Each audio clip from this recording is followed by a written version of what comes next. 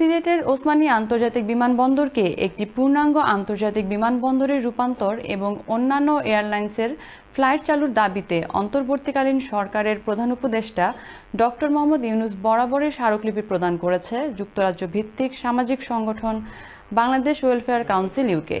17 April বৃহস্পতিবার লন্ডনে Bangladesh high commissioner Abida ইসলামের কাছে এই স্মারকলিপি হস্তান্তর করেন সংগঠনের সিনিয়র নেতৃবৃন্দ।